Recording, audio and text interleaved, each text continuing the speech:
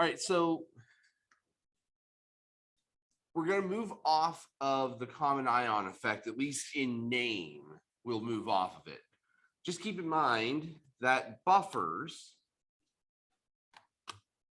are really just a fancy application of the common ion effect to acid and base systems. And so what's really cool about buffers is that not this Le Chatelier's principle thing, that's just kind of mechanics. But what's really cool about them is because we have these two conjugates together at the same time, we end up with a solution that is remarkably pH resistant in that we can add considerable quantities of acid and base to that system, and they will only moderately change in pH. Whereas if we consider a similar effect in water, taking pure deionized water, adding just a dropper full of hydrochloric acid to it, pH goes from somewhere around 7 to somewhere around 1.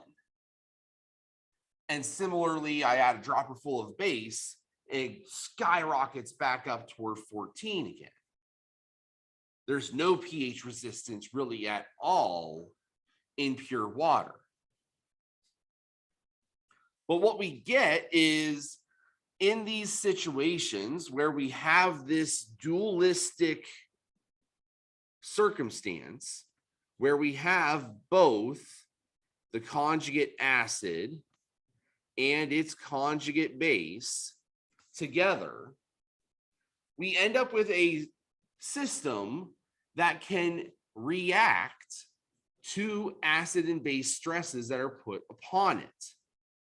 But there's one real key caveat to this. I have to have a weak acid or a weak base with its conjugate. This won't work for solutions of, say, hydrochloric acid and chloride, or sodium hydroxide and sodium. They won't work in those circumstances because the whole piece of this depends upon the reversibility of those reactions. And in strong acids and strong bases, there's no reversibility. The K value is so far to the right that no amount of conjugate that you add to it is going to drive it back significantly enough to the left to make this worth anything. So you have to have a weak acid, or you have to have a weak base with its conjugate. You have those parameters, whether artificially doing things like adding strong acid to a weak base, which would create the conjugate through the reaction, or by combining solutions of those two types, like what we saw described in some of the other problems.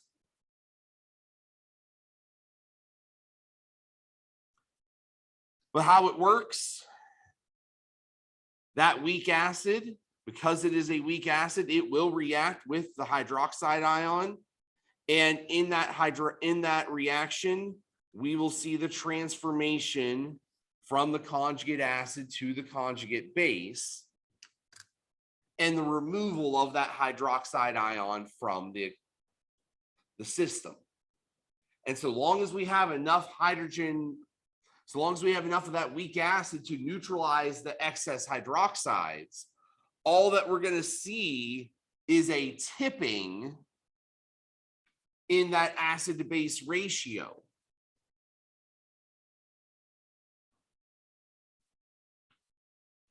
The other way we can go the weak acid, the conjugate reacting with strong acid.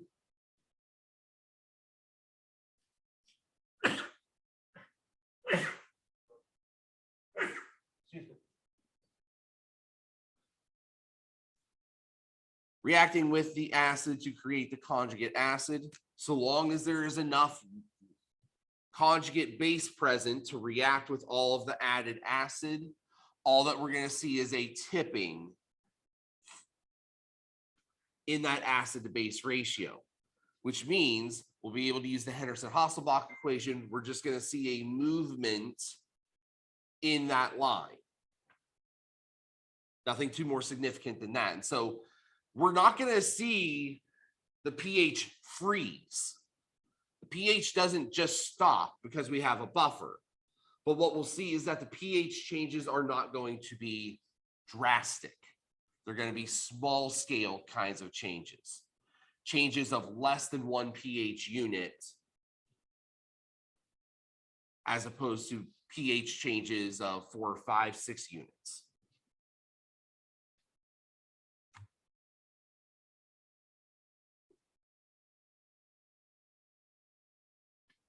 Now, most buffers that exist are naturally occurring. And the ones that are naturally occurring are usually there for a specific reason. So, for example, your blood. Your blood is a buffer of carbonic acid through the carbon dioxide that we breathe and exchange through our body processes, and bicarbonate ion. And as we saw in that first example, that system exists. I think the problem we calculated 7.2. The buffer system inside of your blood is actually a little bit more tilted toward the base. It's at 7.4. Your blood is kept at that particular buffering pH so that your body systems do not go one way or the other too far. And it allows you to do things like eating acidic foods, eating alkaline foods, and not have it completely destroy your body chemistry. You pick up a tomato and take a bite out of it. The acid in the tomato is going to lower the pH of some of your body systems. But because the buffer is there, it just feathers it down just a little bit below that 7.4. It doesn't turn it into the pH of tomato juice, which is like 4 something. Seawater. Seawater is buffered in the slightly basic zone, somewhere between 8 and 8.3. Aspirin. Now, this one is not a natural buffer. This one is intentionally created. But for some people, aspirin, like real aspirin, Bayer aspirin, aspirin is acetyl salicylic acid. It is an acidic compound. And in some patients, that extra acid can just be really bad on their digestive systems. So buffered aspirin has within it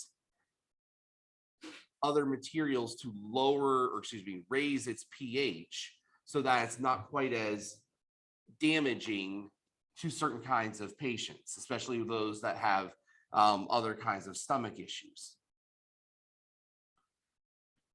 So there are natural buffers that exist. There are artificial buffers that exist, but they all exist for this main purpose. For one reason or another, we want to regulate the pH of our conditions. We want to regulate the pH of our reaction system, of our environment to do a particular task.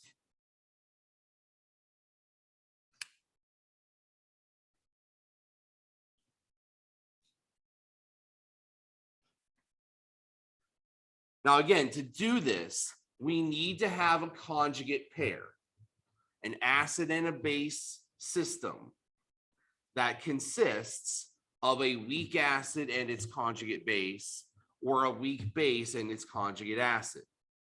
You can't do it without. And you can't do it with a strong acid system.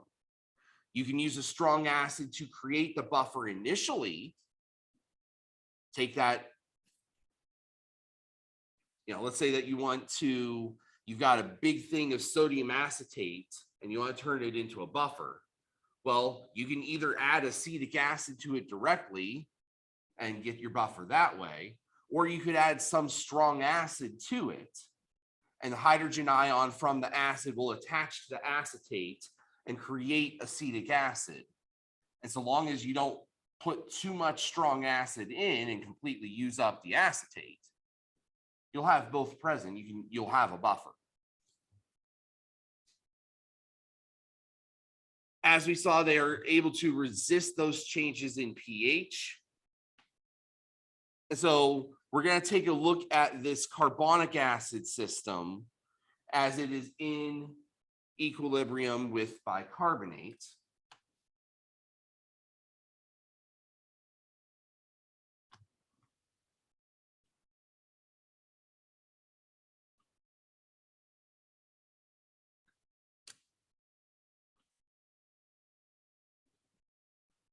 So if an acid were added to that bicarbonate carbonic acid system, here's what would happen.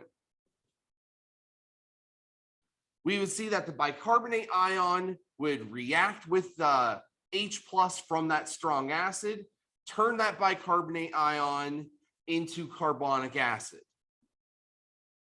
So long as we don't overflow the system with extra H plus to the point where it reacts all of the bicarbonate away. So long as we stay in the zone where we still have bicarbonate present and we've used up all of the H plus, we will have ourselves a buffer. All that will change from that buffer is the ratio of acid to base. And in this case, since base is on the top and acid is on the bottom, the base concentration will go down, the acid concentration will go up. We'll end up seeing the pH tip toward acidity without breaking the bank.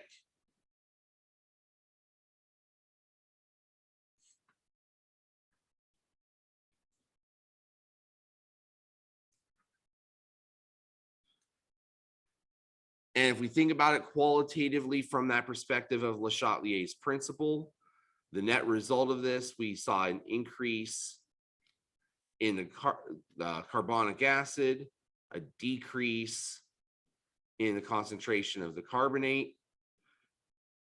bicarbonate rather. We're going to see a general shift to the right to try to reestablish that equilibrium. In the process, we will create more hydronium that will lower the pH. But again, since this is an equilibrium system, it's not going to lower the pH nearly as much.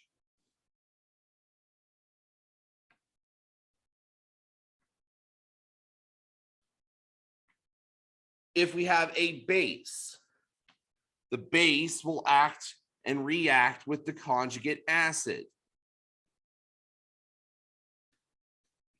So in the process, we will see the conversion of the carbonic acid to bicarbonate ion. As a result, we will have a net decrease in carbonic acid, a net increase in the bicarbonate ion. We will see a shift back to the left to try to replace that. As a result, hydronium concentration is going to decrease, which means the hydroxide will increase slightly. And we'll see that the pH gets just ever so much a little bit more basic. But again, we're talking about less than 1 pH unit here most times.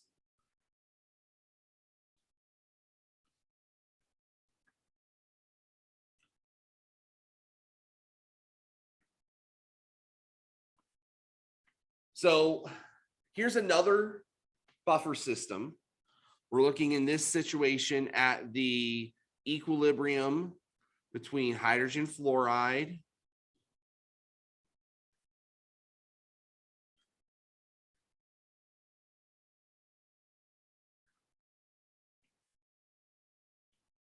and the fluoride ion.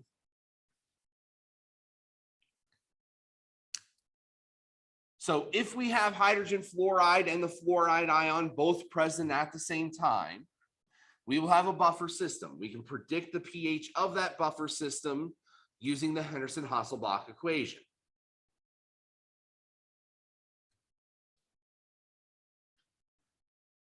All that we're showing here is just the impact of acid or base on that system.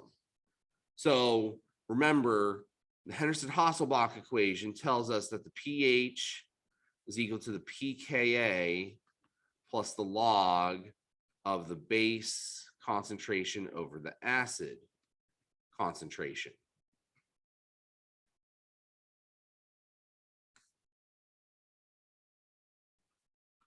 So if I start here, where acid and base are equal to each other, remember, logarithm of 1 is 0. In this particular case, the pH would be equal to the pKa.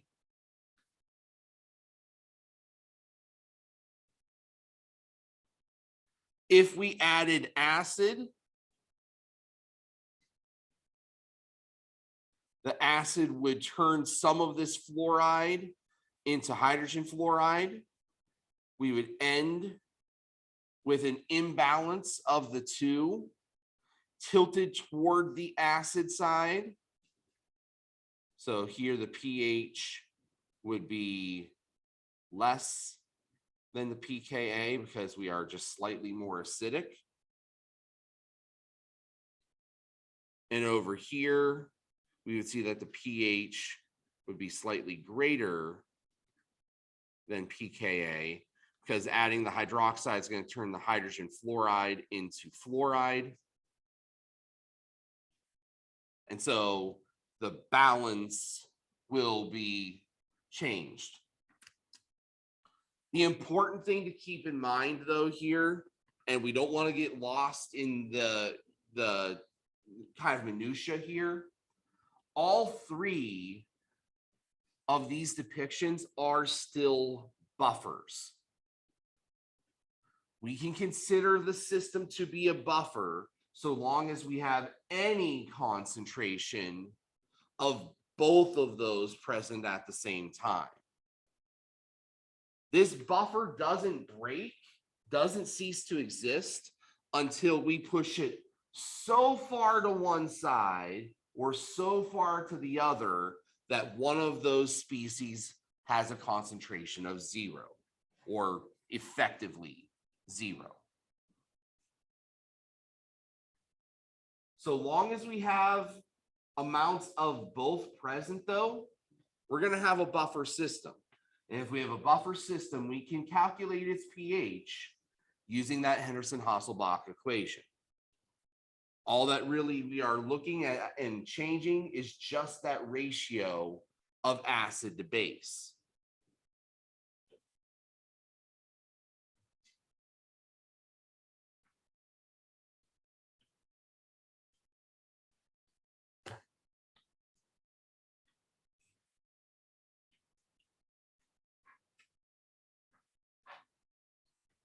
Let's go through an example here.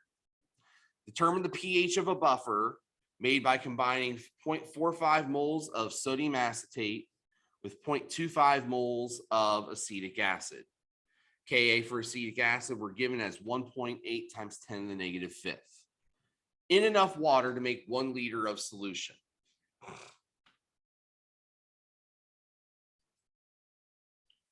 So since we have both the acetate ion and acetic acid present in the solution at the same time, we are dealing with a buffer. And I know it says that we have a buffer, but that's something that we will just need to learn to recognize.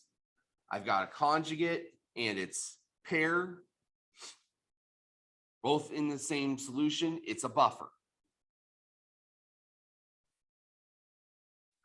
So pH is equal to pKa plus the log of base over acid. I'm just going to abbreviate it here for now. For pKa, I need to take the opposite of the logarithm of the Ka, 1.8 times 10 to the negative fifth.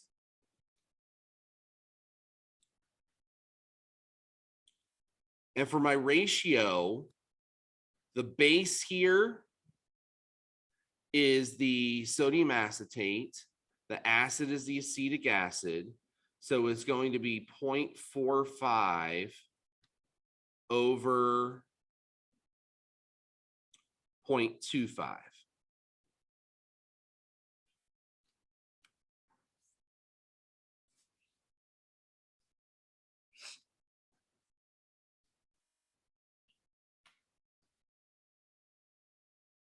Point 0.45 divided by 0.25 is 1.8.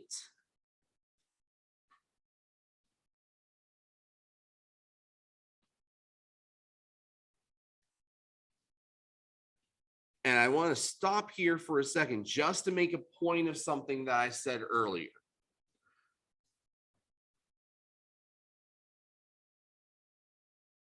One of the things I said earlier in our first session today was that when we use this Henderson-Hasselbalch equation, we do not need to know the molarities. We just need to know the number of moles. And we're going to prove it to ourselves real quick right now. I inserted the number of moles, 0.45 and 0.25 here.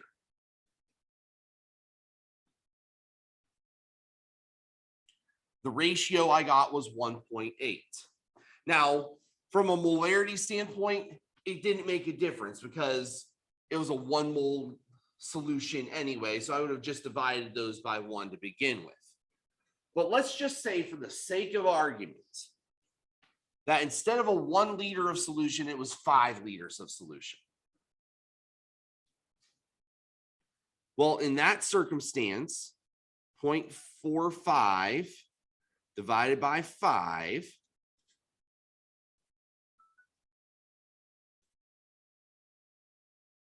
is 0.09. And 0.25 divided by 5 is 0.05.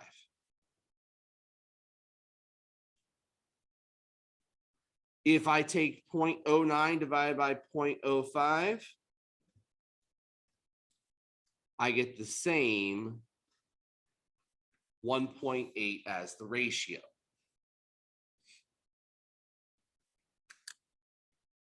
Now, in this particular circumstance, it doesn't make a difference. It's a 1 liter solution anyway. But the reason I want to point this out to you is to save you time for other kinds of scenarios down the road. Because I do not need to calculate concentrations if I'm not given them. If I'm given moles, or if I can find moles relatively easily, molarity times volume, I can insert those into the equation because look what I ended up doing. I had to divide both of these numbers by 5, and then I had to divide them by each other. Well, if you take the fraction of a fraction, the common denominators would have canceled out. That's why we can make that argument. And that is going to simplify things for us down the line. So now that that's been said, we can go ahead with the rest of this calculation. 1.8 times 10 to the negative fifth, the logarithm of that is negative 4.74. So the opposite of that would be positive 4.74. The log of 1.8 to 2 decimal places is 0.26. So the pH is 4.74 plus 0.26, which would be 5.00.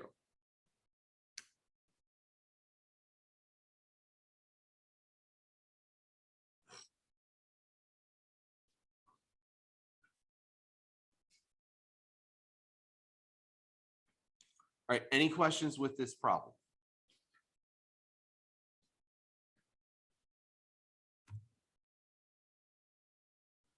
All right, let's talk about just a couple of other key ideas with buffers, and then we will call it a day. Buffer capacity. I've alluded to this idea a couple of times about how a buffer does have limitations.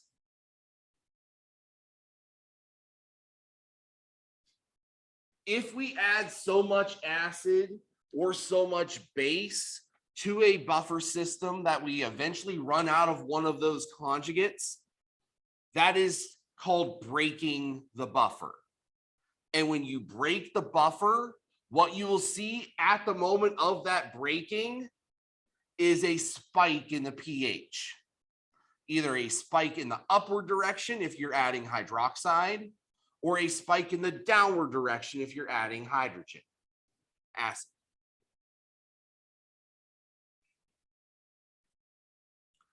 Buffer capacity generally varies based upon how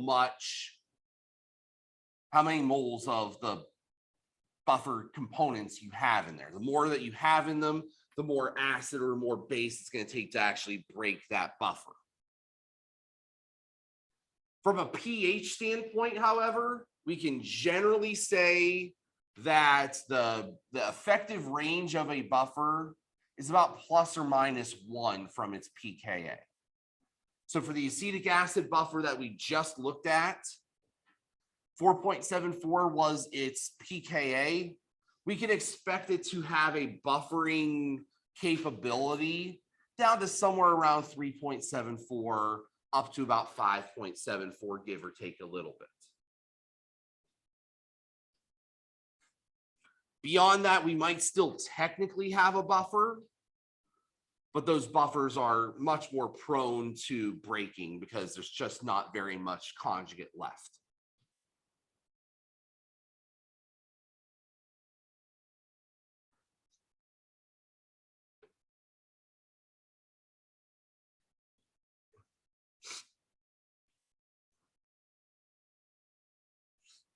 Last thing that we'll talk about today is how to make a buffer. And if we were asked to make a buffer, either by name or by pH, we would use the Henderson-Hasselbalch equation to do that. The only thing that we would change really is instead of looking at it from the perspective of calculating pH, we would look at it from this perspective of calculating the ratio of acid to base that we need to add. So we might get asked a question, what do you need to add to acetic acid?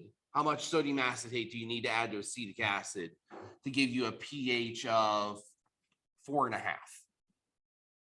And so you take the Henderson-Hasselbalch equation, put 4.5 in as the pH, 4.74 is the pKa because that's its value, and you'd solve for that ratio of acid to base. Let's end with an example of just that thing.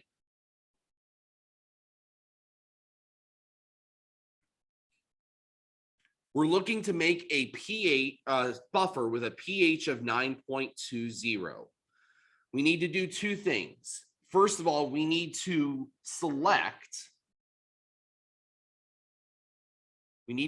the appropriate buffer. That's the first thing. We need to select the appropriate base. And then we need to calculate the ratio of the two. So here's the thing. We're talking about bases here. So it's really tempting to look at something like aniline here and say, oh, that's perfect. pKb of 9.4, that's really close to the pH of 9.2. Problem is, that is probably the worst buffer to choose for this particular circumstance. And the reason is, it is going to give you the opposite of what you're asking for. PKBs are related to POHs, not pHs.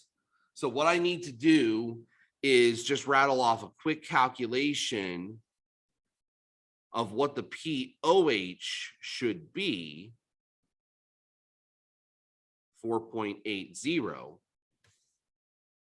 And from there, make my determination based upon the PKB values. And so from that perspective, it's not the aniline that's going to be the good choice. It's going to be the ammonia. Ammonia has a PKB of 4.75, which matches up pretty nicely with our POH of 4.80.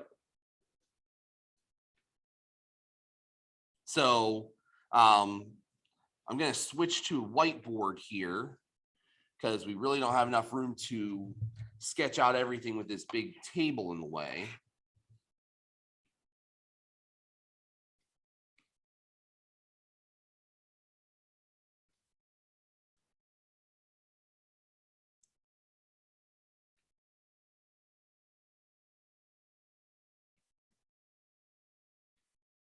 So pull this up in Zoom then. So we are exploring ammonia and its conjugate acid, the ammonium ion, as our buffer system. The PKB for this system was 4.75. And we're looking for something that gives us a POH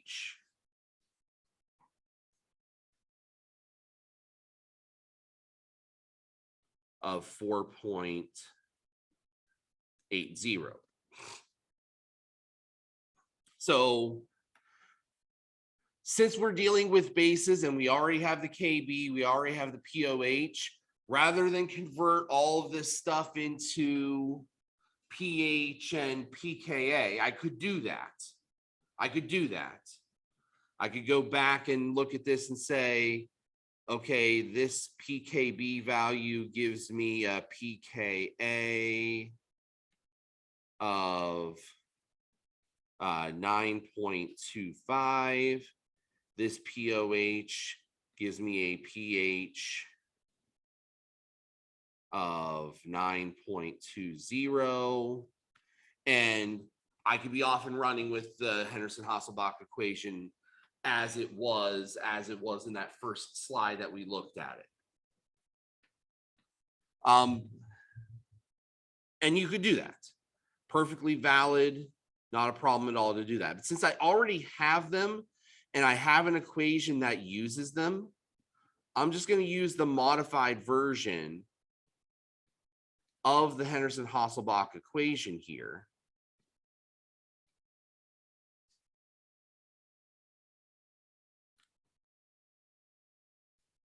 Remember, pH plus POH is equal to 14. So we were told that we wanted a pH of 9.20. So that would mean 14 minus 9.2 would give me 4.8.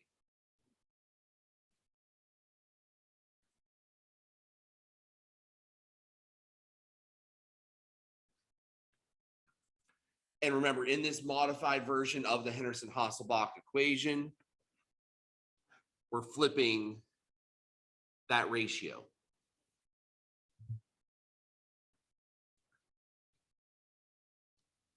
So the POH was 4.8. The PKB is 4.75.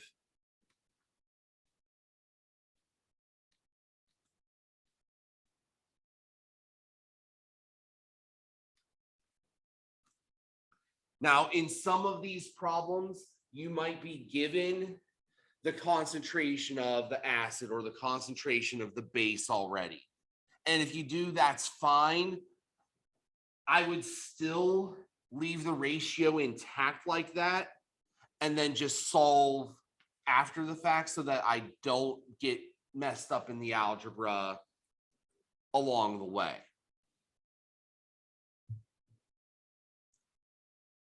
4.8 minus 4.75 is 0.05.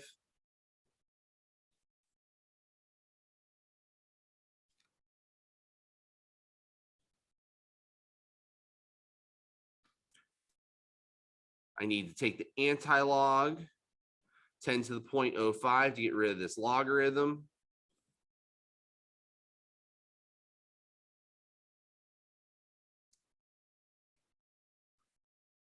I get 1.1 as my ratio of A over B, which I can rewrite as 1.1 B is equal to A. So I'm going to need 1.1 times the number of moles of B to get the number of moles of A.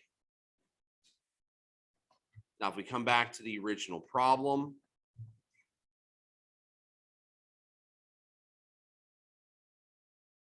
the original problem is asking for the ratio of base to acid, which would actually be the flip of that.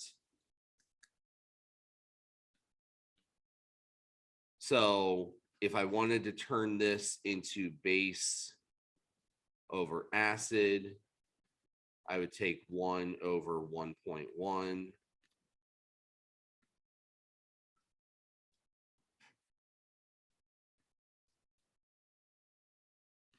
Which would be 0.91. So it all depends on what's being asked of you in a given situation. You don't need to get too bogged down on the details here. Again, if you were told, let's say that you're told that the concentration is going to be 0.5 molar ammonia. Well, in that situation, you could put in 0.50 molar for the ammonia, the base, and solve for A to figure out the concentration of the acid, or vice versa.